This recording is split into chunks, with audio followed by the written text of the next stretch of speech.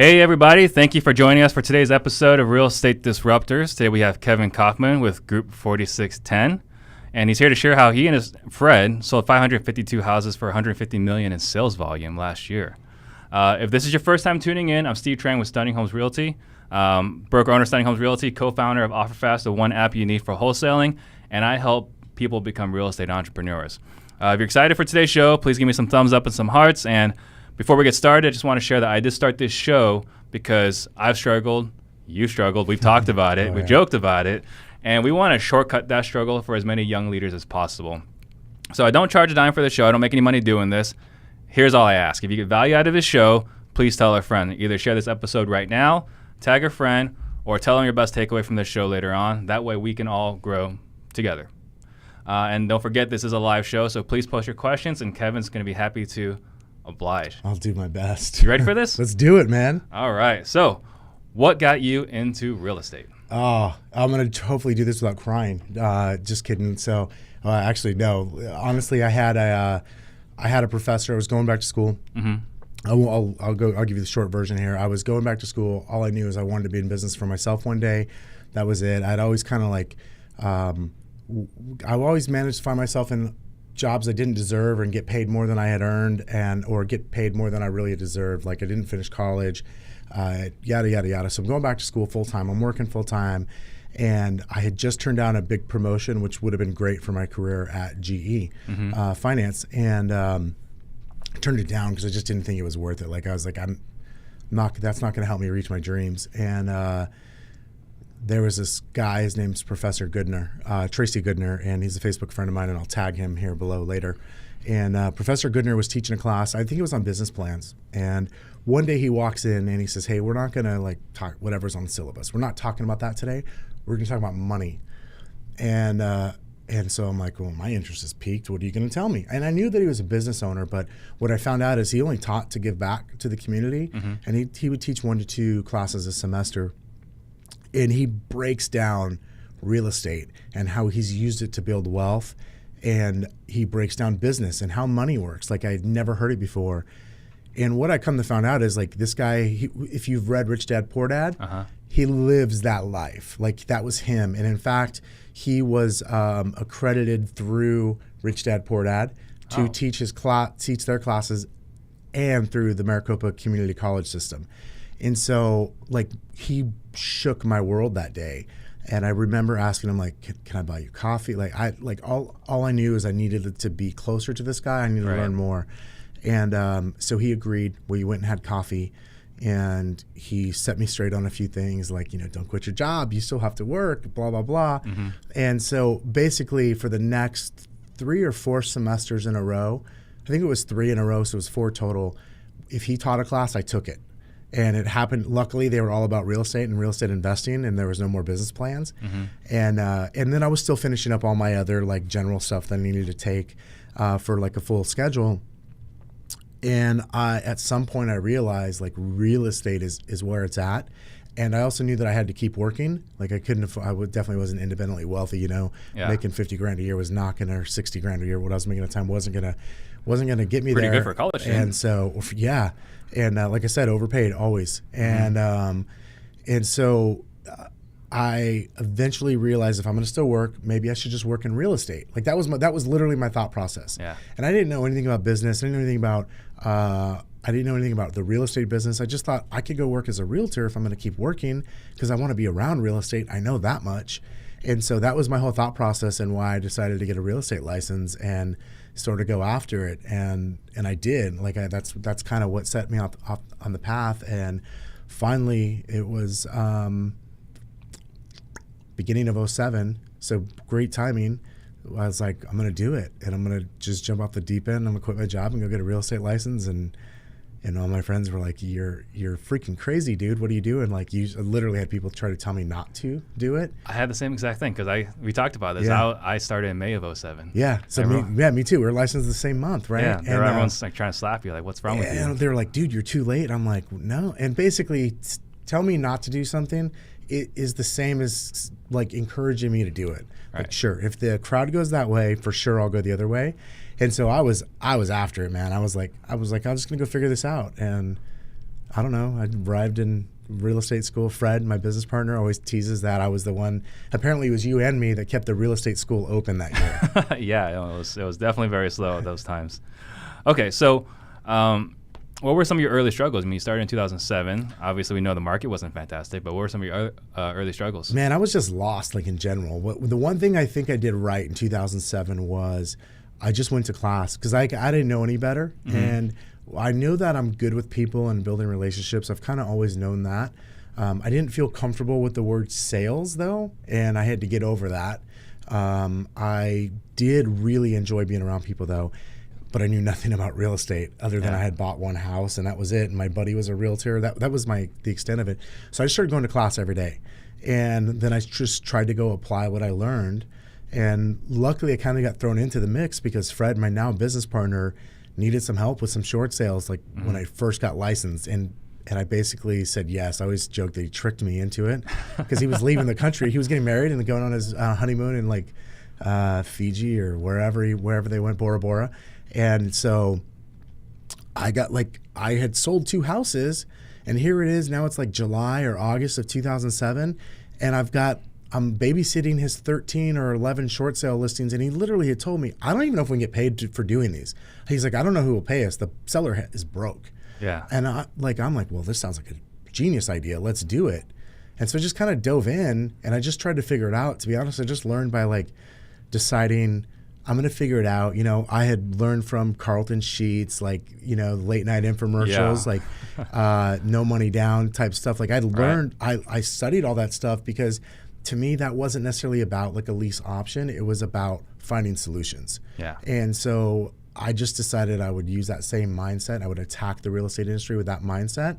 And I don't know, man, I just tripped my way through the first 6 months, to be honest with you. And I managed to sell a few houses and survive. And Fred and I ended up teaming up together not long after. Right. So what does the Group 4610 mean? So that is, so if you go back to 2008, so we teamed up February of 2008, so just over 10 years ago now. And I got to go backwards in the story to give you context for it. We started teaching real estate short sale classes because we were doing a lot of short sales because nobody else wanted to. Again, tell me not to do something and I'll just do it. Yeah. And so I remember I went to this real estate, a CE class, and it was on short sales, and the first thing the guy says is, don't do short sales, they're bad for your business. And it's a 3-hour class on short sales. And I thought, and you got to understand, for context, it's February 2008 in Phoenix, Arizona. And I'll never forget, I'm in this training room in Ahwatukee, and it's built for 30 people comfortably, and there must have been 65 people in the room. Mm-hmm. And everyone is wanting to know. And now I've closed 3 short sales, so I am the expert. And sadly, I actually was the expert in the room. And I was that guy for the next 3 hours that just kept raising my hand and going, "Well, you're wrong. That's not actually how it works." And I kept doing that, and I was that guy. So don't come to any of my classes. Yeah, no, I don't always do. Okay, I do that a lot. But this guy was just wrong about everything. He just didn't. He was talking about what happened in the RTC days, not what was happening in February 2008. It wasn't relevant. Yeah, it totally wasn't relevant, and you could tell. I could tell because I was in the trenches, and I was experiencing this firsthand, and so. I remember I came back, I'd said, Fred, dude, we have to go teach people what we're doing because nobody knows what they're doing. And so we decided to start teaching classes. And anyway, the reason I share that is because that fast forwarded our business in a big way. Mm-hmm. I mean, the day we started working together, which was February 2nd or February 3rd of 2008, whatever that Monday was, we had, I think, 11 listings between the two of us. And within 90 days, I bet we had 50. And it was just because we decided we'd go teach classes, and people just started referring us deals. Yeah. And we got known as the short sale guys that were quote unquote experts.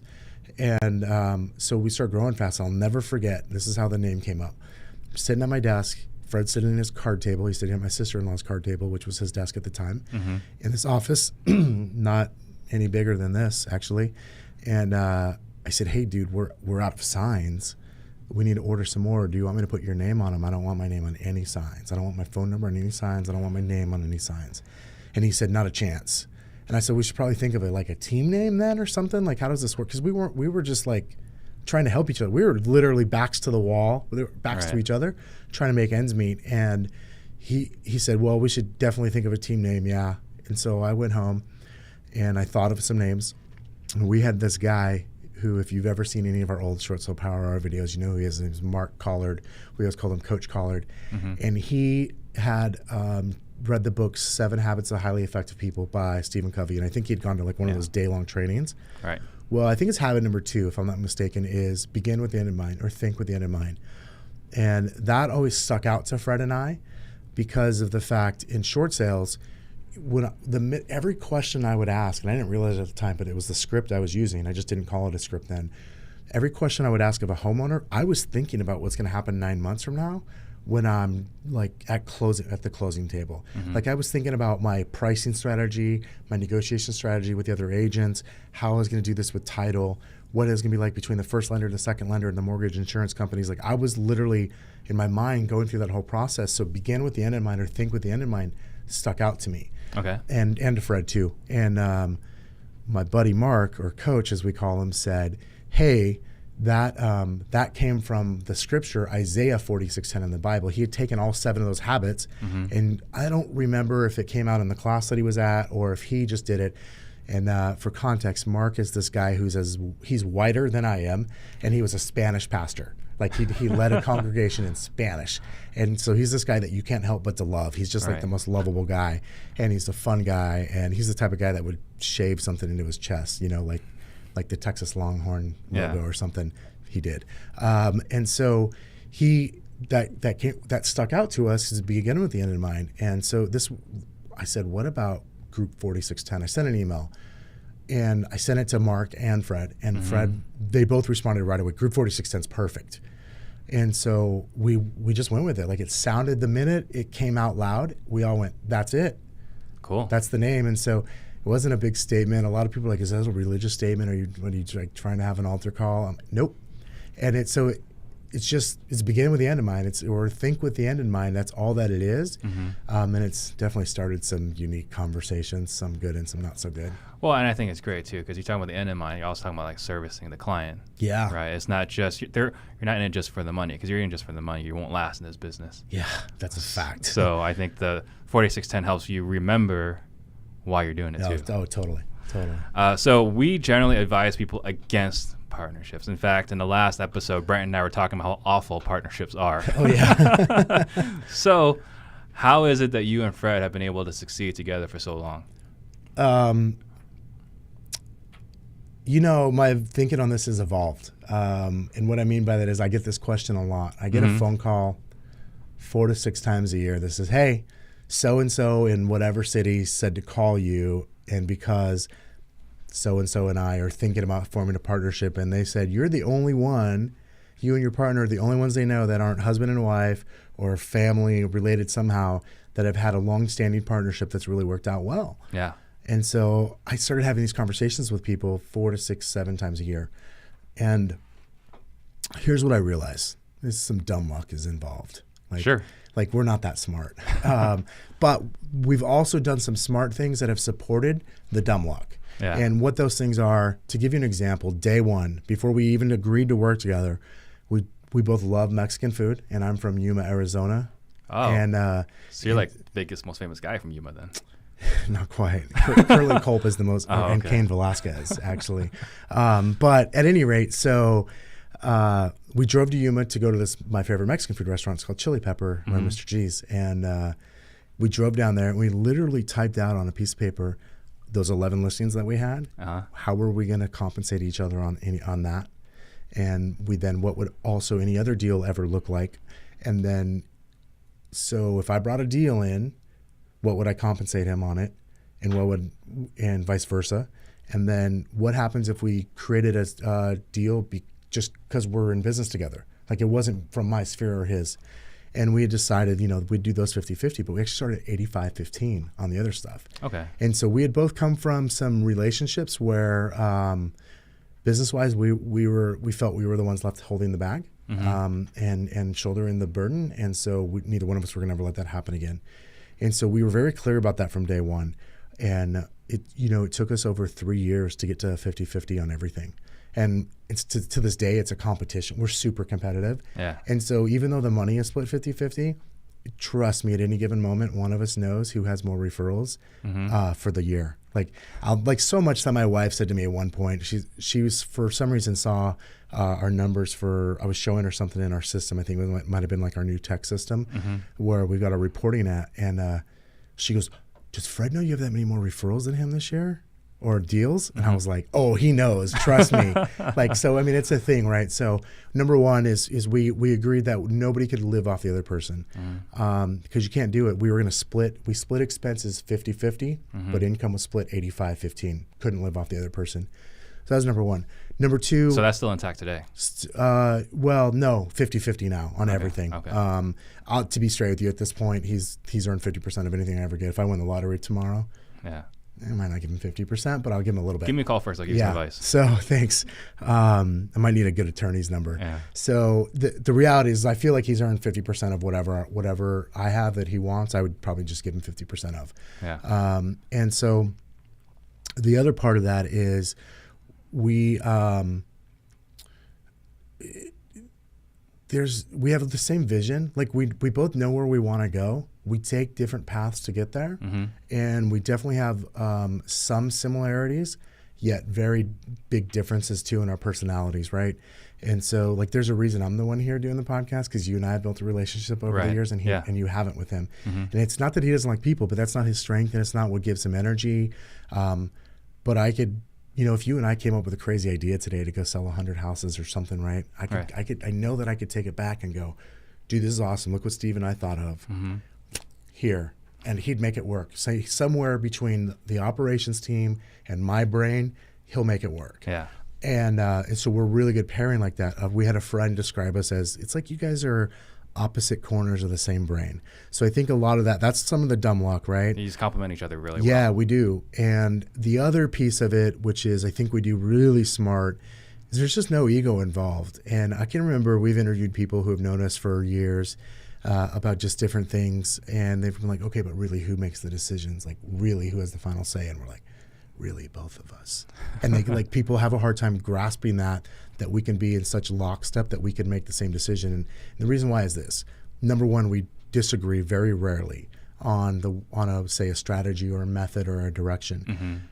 And I think I don't know if this is true, but I think the safe place for us is that if we disagree, neither one of us are afraid to sort of give in to the other person, because we already know that if we screw it up, because we screw up a lot, we're just going to stop doing that. So I always tell people, like, we have two strengths. The first strength is that we screw up a ton, but luckily the one thing we're better at than screwing up is we stop doing that, and we'll just go a different direction. So for instance, if I wanted, say, one system and he wanted another, probably one of us feels stronger about it or has a better argument, so we'll just do it. And the other person doesn't care, because we're either going to get the result we're after, or we'll just go the other direction. Right. And so I think that's helped a lot. And I think that's how it's worked. So it's not having a big ego. Yeah. And the willingness to accept that you're wrong. Yeah. I mean, I'm never wrong, so it's really easy for me. I have a good sense of humor about it. I have that same problem. And if he was here, he would also tell you the truth is he and my wife have been friends since second grade or third grade, like neighbors. They grew up there's this group of friends. They grew up on the same block. They're friends to this day. And he would tell you that he loves my wife and my kids, and I love his wife and his son too, and so more than I like him. And so luckily that also helps a little bit too. Yeah, it helps to get through the struggle. Yeah. Right. So, we talked about 100 or 552 for 149.9. I put 150 to kind of get your ego right where we're at. Thanks, man. I really needed that. But why didn't you just try a little bit harder just that last month? Get to that 150. I'm just messing with you. So how did you guys get, because 500, even 100 is a big number, right? Yeah. I mean, we have a lot of people doing it, but 500 has got to be some sort of managerial or logistical nightmare. So what's the first step in that journey, and what does it look like to get there? Man, it is and it isn't. Like the one thing I've learned is, like, the bigger your world gets, the smaller your focus needs to become, which sort of in a way makes everything else easier, and also usually makes it messier. Right. But as long as you can get past that. And so I think number one, like you said, what's the first step? Like, I think you've got to be willing to, number one, let it get big, want it to get big, and be willing to let it get messy. And the perfect example I can think of that is I can remember back to 2013, 2014. You know this, like we were having quite a shift in our business, right? Oh yeah. And Fred and I were back in what I would call the trenches. Like we were on the listing appointments, we were showing the buyers, you name it.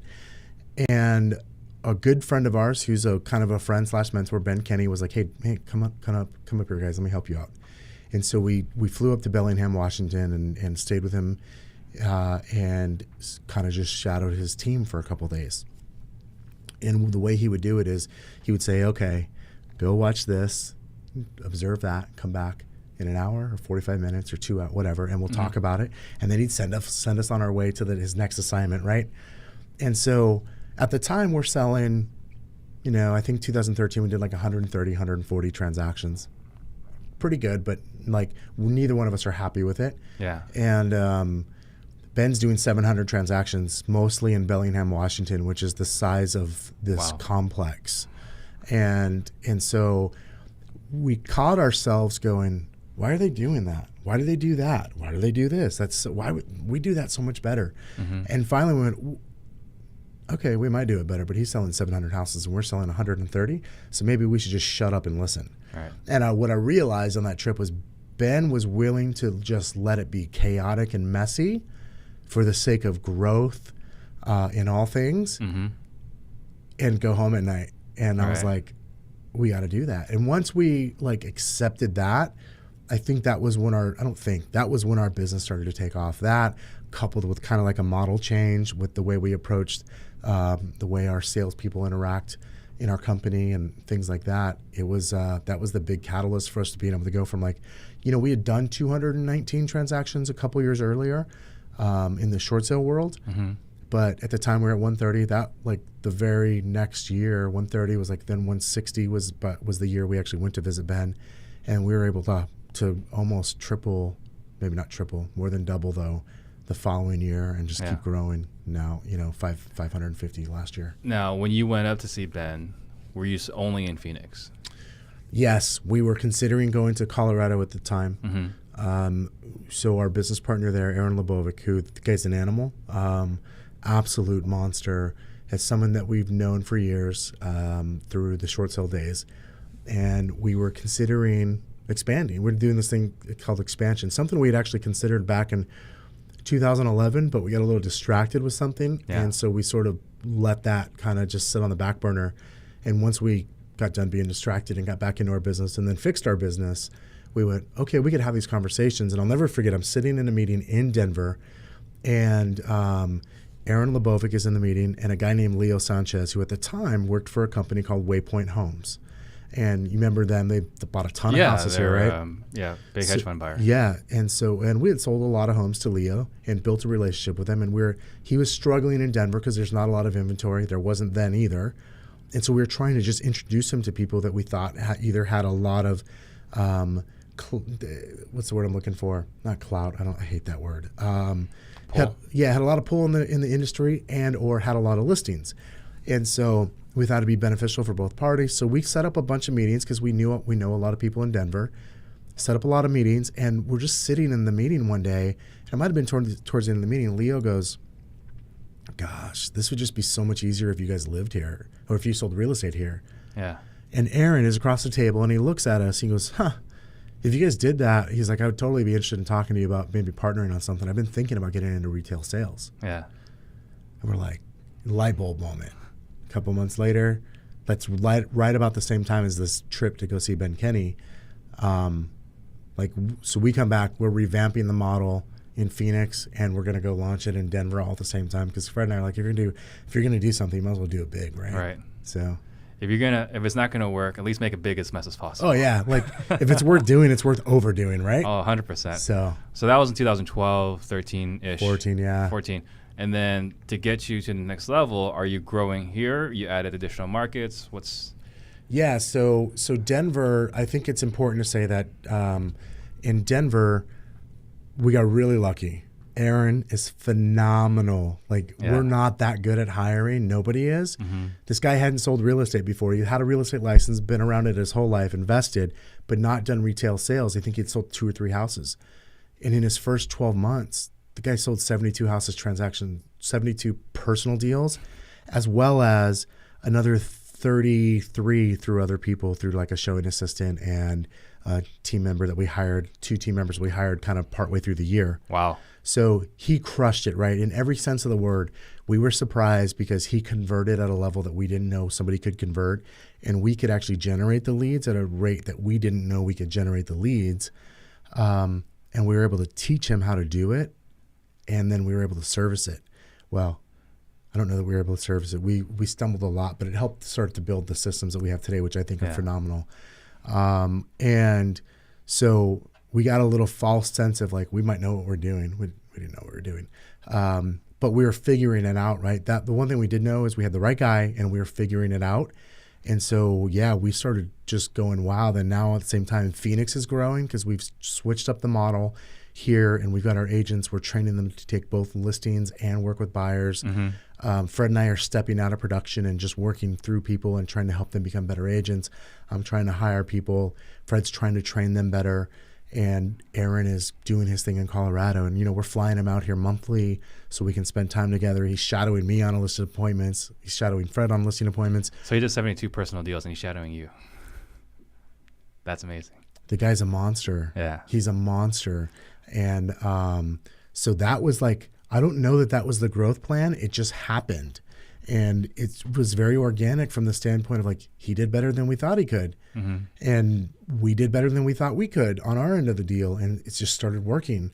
And it's just been a learning process since.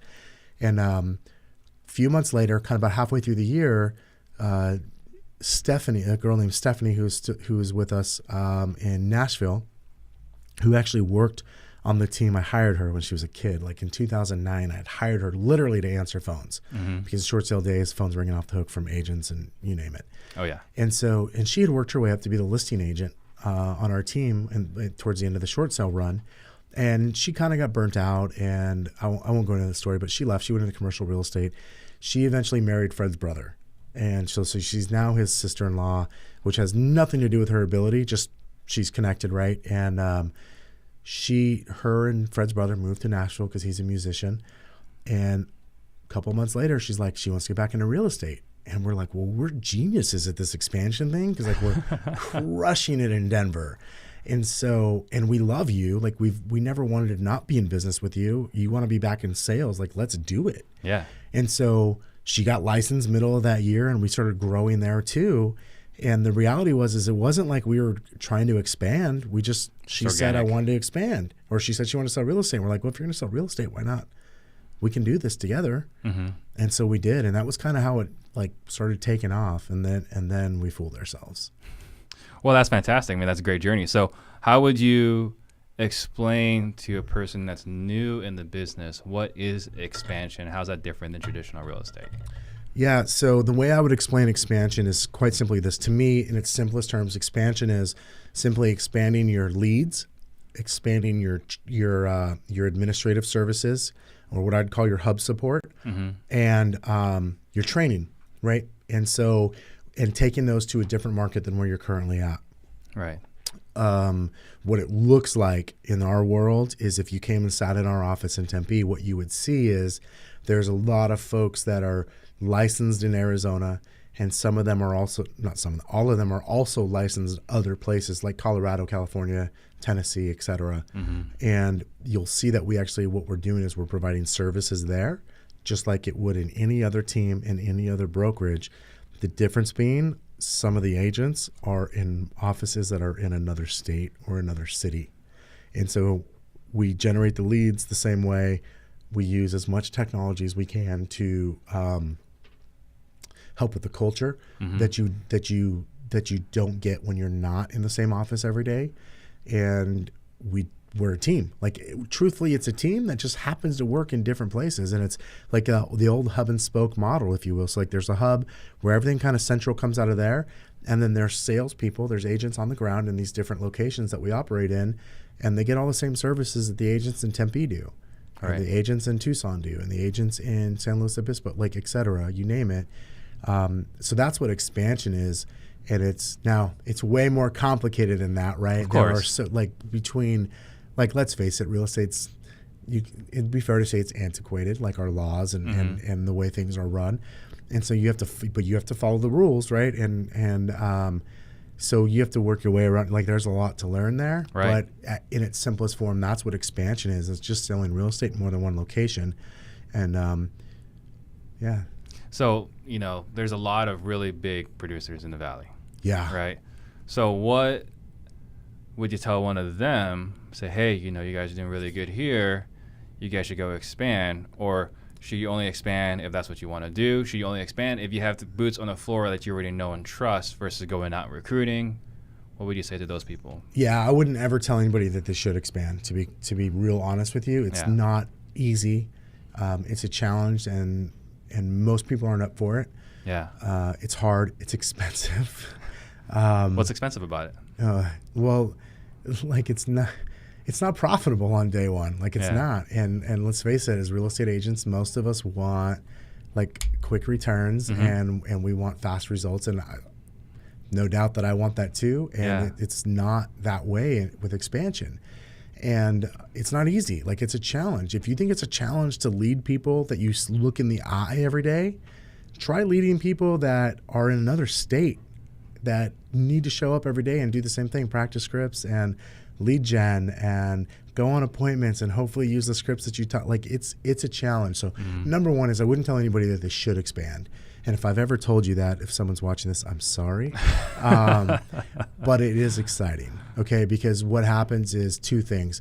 It starts to turn your business into more of a business if you're not already treating it that way. And you have to learn how to do some of those things that, quite frankly, you don't have to learn if someone sits in your office. Like there's a lot of like cheats, if you will, that someone can get just because they sit next to you and they can listen to you. Right. You don't have to get great at communicating if they can just overhear everything you say. And as long as they're willing to learn, right? And so it's a challenge, and I love a good challenge. And so if you're going to do that, I would say you got to be up for the challenge, be ready to not make a lot of money on this. And it's not like a instant gratification thing. However, it is a lot of fun, and it could totally change your life. And I wouldn't just go recruit people. Wait for the right relationship. Like, here's the deal. When you expand with somebody, the way it should work is, and I say should, like, the way perfect world is, it's just like the right next step for you and for them. It's organic. Yeah, it's very organic. And I would love to say that it's anything different than that. And I know some people that have forced things different than that. And you might say that it's worked a little bit on the outside. I know some of the war stories on the inside that the public doesn't get to see. And it's not always that easy. And there's certainly some people that are gaining traction and winning at expansion. And I can tell you right now, a lot more people are not winning at expansion than are winning. And that's not to say that it can't be done. Yeah. It's to say that this is still really new in our industry, and it's still really hard for most people in our industry to even wrap their head around. And we just haven't figured out there's not a perfect model for it yet. No. There's just not. And it's a massive, like you said, a massive test on your leadership. Your leadership's got to be on point. Yeah. To lead people across the country. Yeah. Yeah. To lead yourself too, to handle that. Like, it's a challenge. All right. So you've got a lot of Facebook groups. I don't know, probably like 20 or 30. Well, no, I only have one. Only one? Well, I mean, I guess I have two, one for my team and then the one. Well, I'm talking about like the Tesla. And oh, yeah. Wait, I do. I forgot about that one. Is that it? I should really take care of that. Okay. I was going to say, like, stop harassing me because like every time you create a group, you're inviting me. No, I only have like two groups. I forgot about the Tesla group. So maybe I should go pay attention to that. Yeah, maybe you should. Or close it. I don't know. Okay. So then tell me about the next level. Next level agents. Yeah. So let's talk about that group then. What is it? Why did you make it? So next level agents, the group formerly known as real estate agents who want real results. The true story is Fred and I and our buddy Cody Gibson, who is an agent in Portland, also is crazy, does this expansion thing, had discussed that we would love to have our own Facebook group because there's a lot of Facebook groups out there that maybe so many, right? That just maybe brought like a different conversation to the table. Yeah. And because we didn't love the groups that we were in and we didn't love the conversations that were happening in those groups. And so we just thought, well, it'd be kind of cool to have our own group one day. I wish we would have thought of that earlier. Yeah. And so we didn't do anything with it. And one day, Saturday morning, I just woke up and decided today's the day. And Who cares? We're making this. Yeah, I literally went in, created the group. I couldn't think of a good name, so I went with real estate agents who want real results because that sounded good in the moment. Yeah, that wasn't a lot of research offline.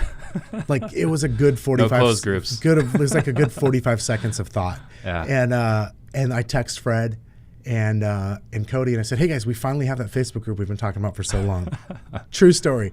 That is how it started. Yeah. And we had always said like, well, if we had one, like we would just try to have good conversations in it and try to bring value and see what happens. It'd probably be a lot of fun. And so we did.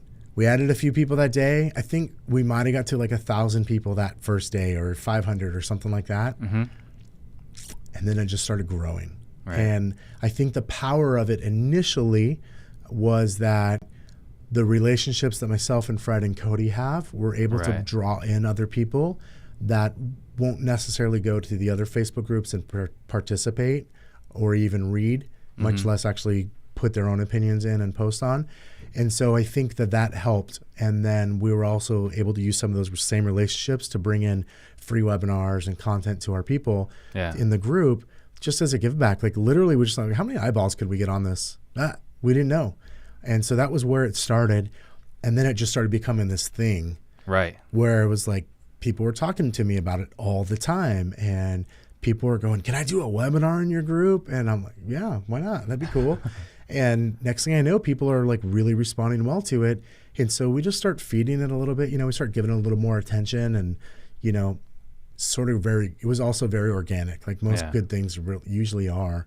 And it grew, and here we are today. So it's just over 23,000 members. Wow. It's called Next Level Agents. As you know, we just did a live event in person last month in Las Vegas where we had just over 260 registered. Probably about 220 showed, and there were another 70 people watching online on the live stream. And we just brought massive content that day at an unbelievable, like the whole goal was like, let's go see how much content we can bring and how much value we can deliver. And the truth is, like I called my friends. Yeah. I had a waiting list of people who would like to speak at it because people were like, yes, I'll come speak. Right. And the reality is that all my friends over delivered. Like they're all givers. Like Very look cool. at people like Joshua Smith and Jason Abrams, Via Williams, like these people just come in and they're just like, I'm just going to give. And they come in and they just gave to the audience for whatever their time slot was. My friend Chelsea Pites and Travis Tom, like they just all said, I'm just going to give. I didn't pay them. I didn't even pay for their flights. They just said, yes, I'll come give. And because I think that's what people in our community do, right? Like when I think really the top producers do. Yeah, well, because it's one of the keys to getting further is giving more. Yeah. And so you maybe want to surround yourself with people that do that. Like Absolutely. That's something I picked up along the way. And I know that you have too. And so like these people who all command like their own day-long training classes or more, Josh does the boot camp and Jason speaks 3 to 4 times a week. These guys are speakers and they're practitioners, and they just came and gave massive value. And my buddy Dustin Runyon, who you have got to get on this show, by the way, comes in and just let me know when he comes in. Just absolutely blows it out of the water. Yeah. Crushes it that day. And people are just like, oh my gosh, this is content-wise, this is the best event I've been to in years. Really? Yeah. And our goal was this: let's bring the most value. Like I'm not going to bash any companies or any brands, but most of the conferences out there are either totally lacking in real estate content, or there's an angle. You know what I mean? Like totally no. There's a reason why the people who are on stage, or why someone's pitching whatever product or whatever. And we just went like, no, let's just give great content. And so we already scheduled next year's event. Like we sold, I don't know, like 60 something, 70 tickets to next year's event. Yeah. The day of the event, we're like, oh, people want to come back. And so like the response from it was awesome, and it felt felt cool to know we delivered on what we thought we could do and we just hoped we could do. We just had an idea, kind of like just like the start of the group. We had an idea, and then we were like, I wonder if we could do an in-person event. And if we did, I wonder if it would bring the community like closer together, and it did.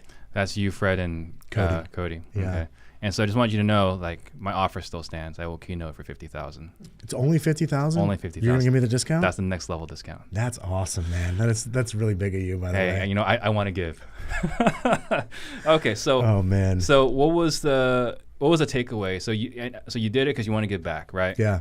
And then, you know, what was like after it was all done, what was we were to do it again, we do this differently, or? Oh, so many things like that we saw that you just don't see when you're putting on an event of that magnitude that you just don't see until you see it. And we're like, oh man, we'd do this different, we'd do this. The one thing we knew we made a mistake from the get was we made it a 1-day event, not a 2-day event. Yeah.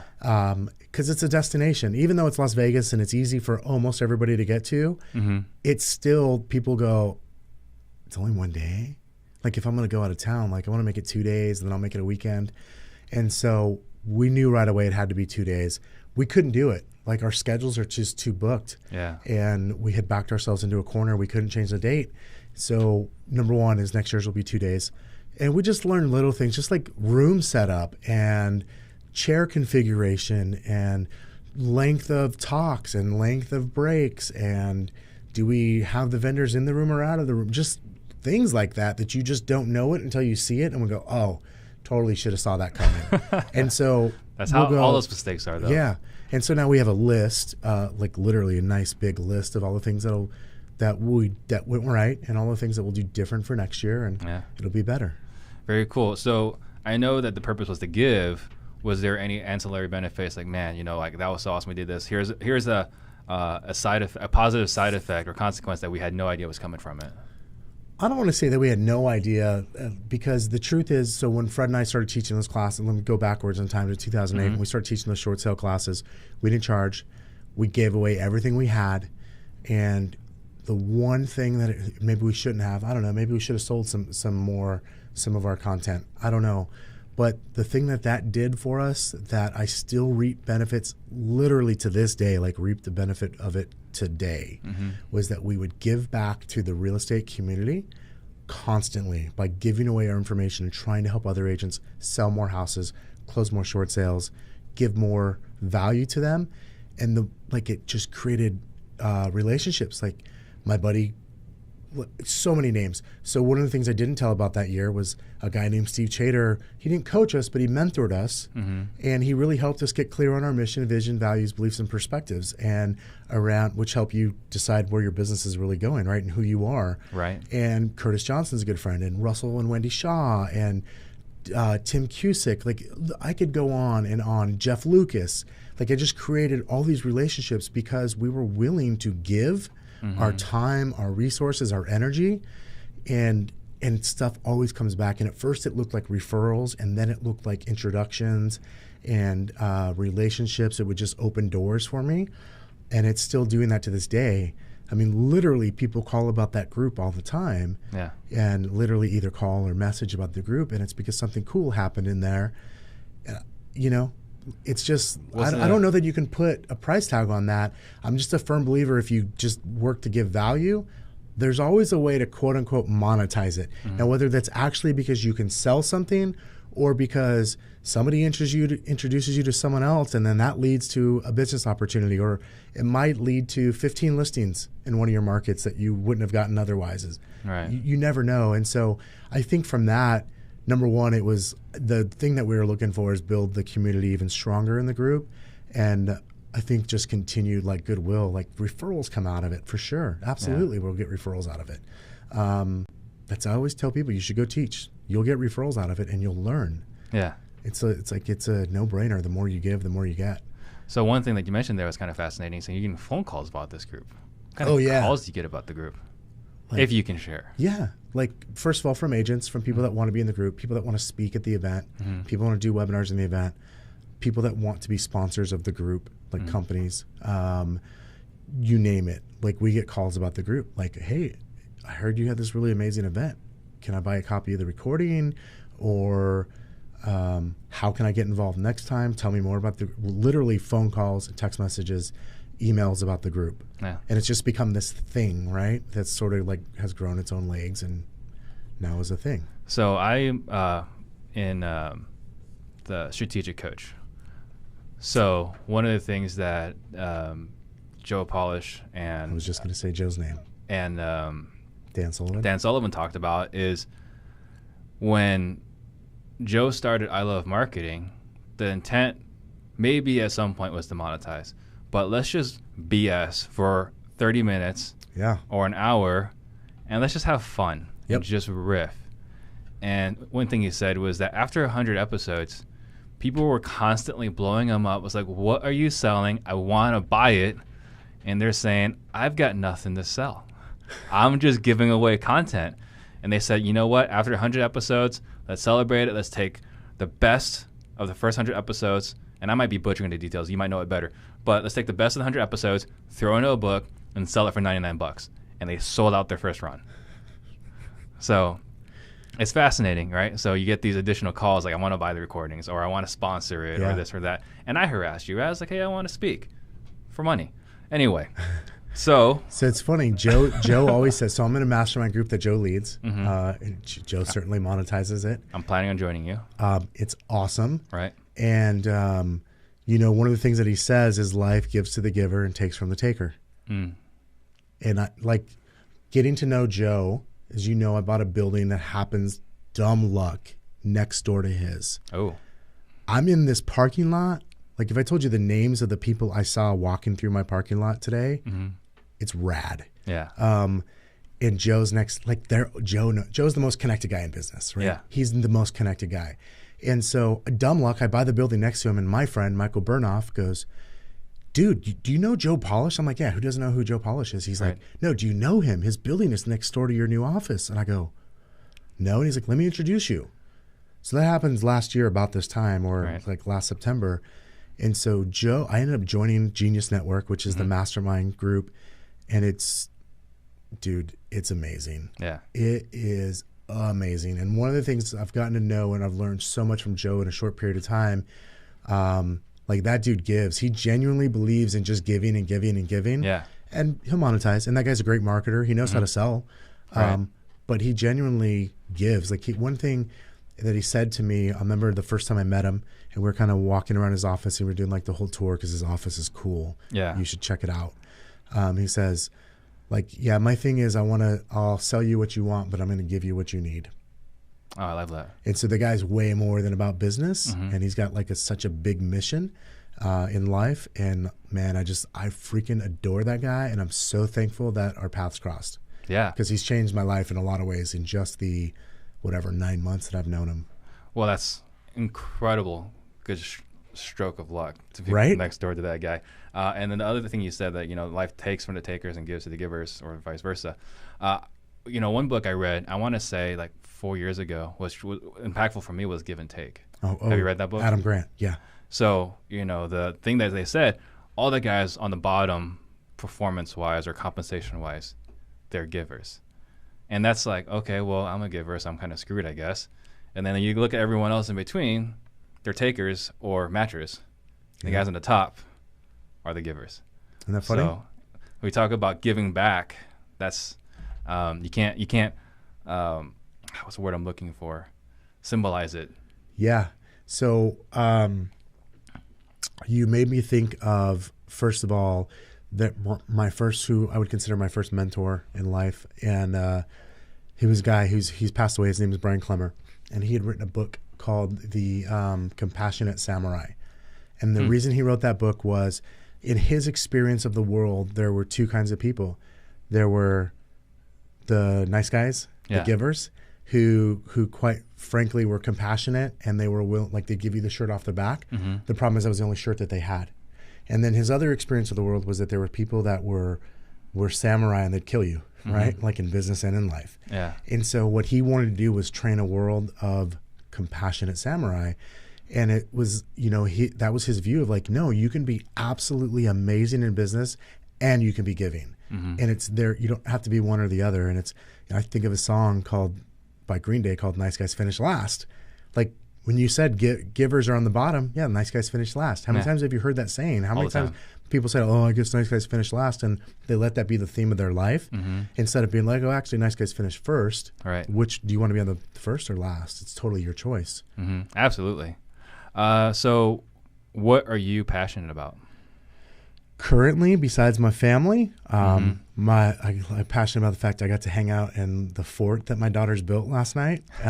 This morning, I've got a 3-year-old and a 5-year-old, and we have to tell spooky stories with the flashlight up above our face this morning at about 6 a.m. before I went to the gym.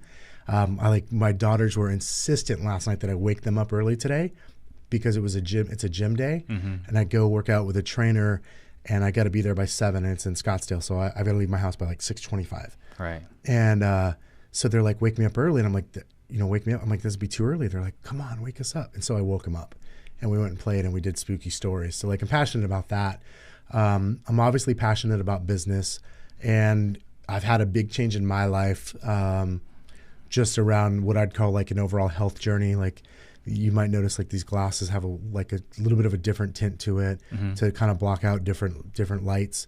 I've gotten into some what I would call really weird stuff from a health perspective because quite frankly, I'll be 40 next week, and I feel better than I did when I was 21.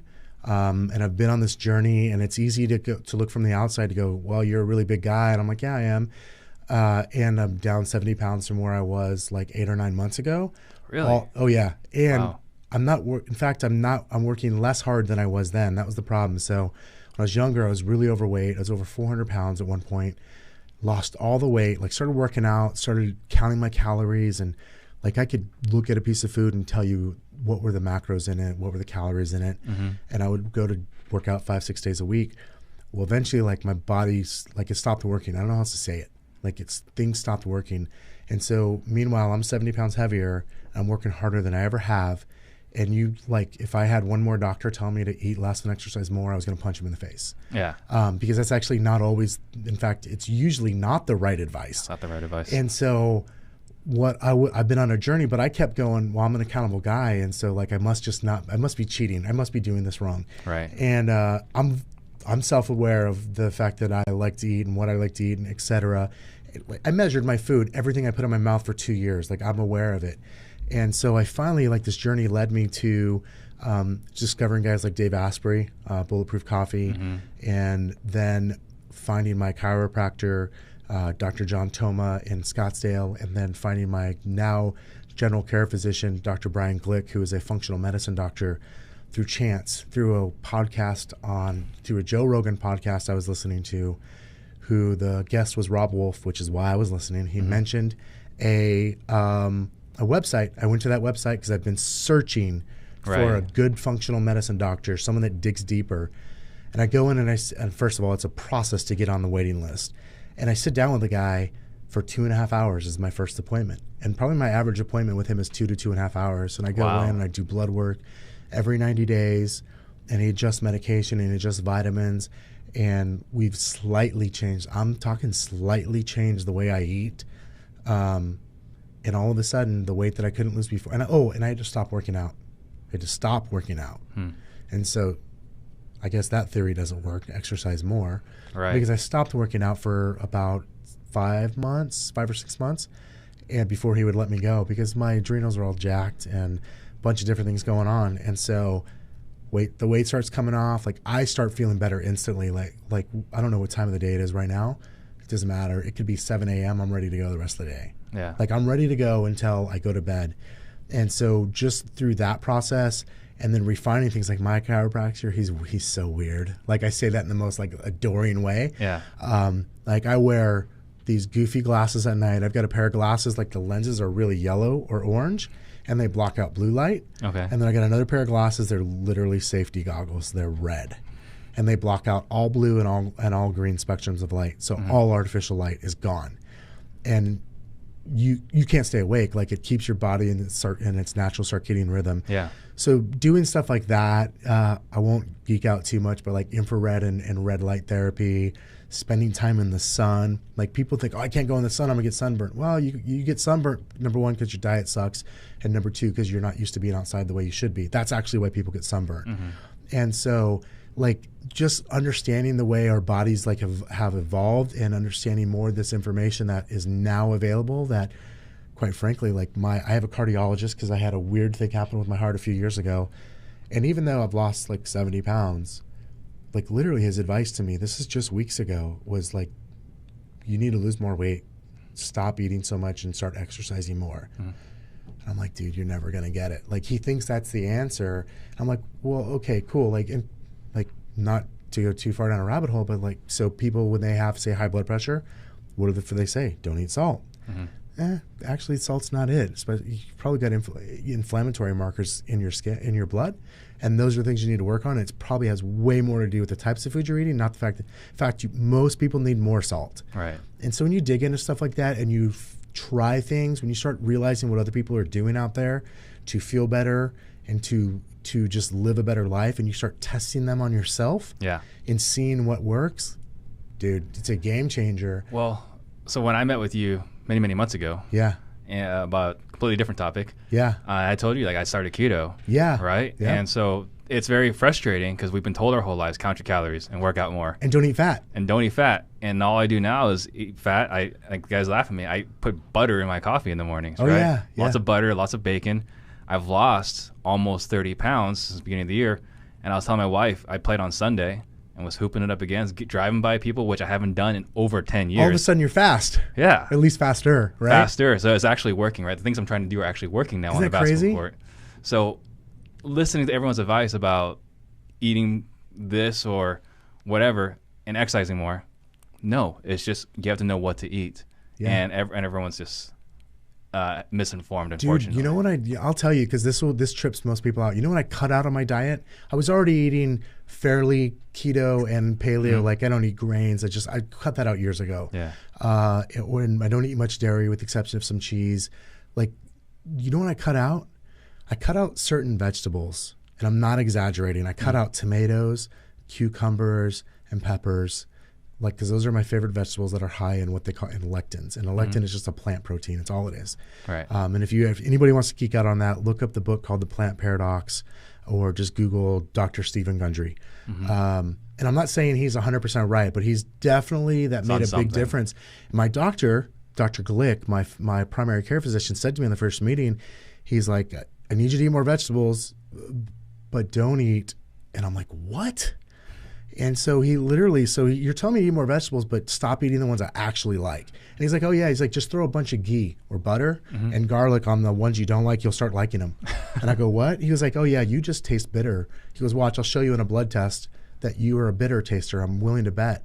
And he names all these different foods that I don't like. He goes, you don't like those foods, do you? I said, no. And he goes, it's because you taste bitter more strong than most people. Just douse it in ghee, which is clarified butter, for those of you that don't know what that is. And so add fat to it and eat it and watch what happens. And so then I cut out tomatoes, cucumbers, peppers, my 3 favorite vegetables. And all of a sudden I started feeling better, like within days or weeks. Like my energy levels just went way up. And I stopped working out. And then, so you mean to tell me that because I stopped eating that, the one thing I did do that I gave up is I would have either a sugar-free Monster or a Coke Zero a day. But that wasn't the thing, because I had given that up for years before. I literally 2.5, 3 years, I went without any sort of artificial sweetener, any diet soda, any drink that had any sort of sweetener in it, I went without. So I know that wasn't the thing, but I did give that up too at that point. And then I got rid of all foods that are high in lectins. And I just kept gradually adding more fat and more vegetables. That's it. I know. Fats. I love fats. It's crazy, right? It's really good. It's so funny. My wife and I was date night the other night, and we went to this place that I've been wanting to go, and it was good, but something was missing, and neither one of us knew, but it was good. And so we were talking later the night. She goes, it just dawned on me what was missing from dinner. I go, what? She's like, fat. There was not much fat in the dish. I'm like, oh my gosh, you were right. Yeah. So it's crazy how much I buy cases of ghee at a time. Yeah. So. Well, every time I go to Trader Joe's, I buy 8 of those. The bottles? Sticks of butter. Oh, this the butter? Yeah. That's awesome. All right. So what is your superpower? I think my superpower is connecting. Yeah. It's funny you asked this because my friend, somebody who I admire a ton, Brian Gubernick, led a mastermind for us for the VIPs for the next level agents group. We had a dinner the night before. Okay. and for a couple of the VIP ticket holders. And he asked that question to a bunch of us in the room, what's your superpower? And I said, I think it's connecting. And he asked me why. And he made me go further. And so the reason I think connecting is my superpower is because number one, I enjoy it. And number two, I'm really good at it. Like I remember weird stuff. Like I know, like this is small, but it'll give you an example. My first experience of you is in a mastermind in 2014 in that office in Tempe. Yeah. And that's my first, like, I know, I just play stuff like that. And I know that the last time we had lunch, we had it at Mad Green's in Tempe. Right. And I remember talking about keto. Like, I don't know. Sometimes it's important stuff. Sometimes it's not, but I'm really good at going, like, I knew what car you drove. And then when I saw you in the parking lot, I also knew that wasn't your car. Yeah. Right. Right. And I don't know. There's something about me that has made me good at that, that I definitely use to my advantage. And I would say if I have a superpower, that's it. Very cool. And definitely helpful in real estate. Yeah. All right. So what lesson would you want to teach today's young real estate entrepreneurs? Get used to the boring grind. And I hate the word grind because I'm not the 24/7 grind, Gary Vee grind guy. I don't like that message. Yeah. If that's your thing, do it. Cool. Good for you. I'm not that guy. Like I want to go to bed at a good time and I want to take care of my body and I want to, and my mental state. Like so that stuff's way more important to me than grind. But what I mean by that is when you're working, freaking work. Like when it's time to make phone calls, make phone calls. When it's time to be with somebody, be with somebody. And stop bouncing around from idea to idea. The people are always like, do you think this will work? What if I did open houses? What if I did cold calling? What if I did mailers? Well, yeah, it'll all work if you freaking do it. And if you do it every day consistently over a long period of time, it will work. The question is will you work? Like that's the real question. Like the truth is, the cold hard fact is real estate is very, very simple.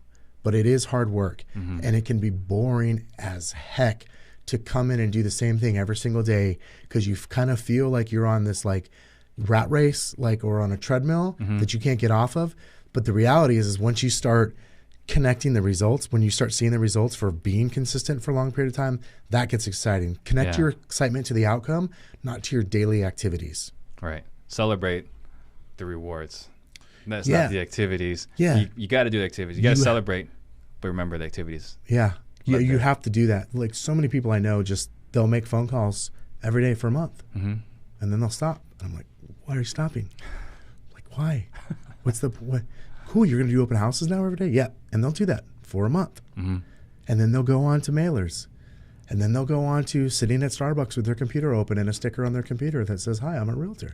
Or whatever the I haven't seen that avoidance tactic is that they're going to use that day to just doing the work. Real estate is so dang simple, and there are more tools available to us than ever. There are more technologies available to us than ever. There are more ways to connect than ever.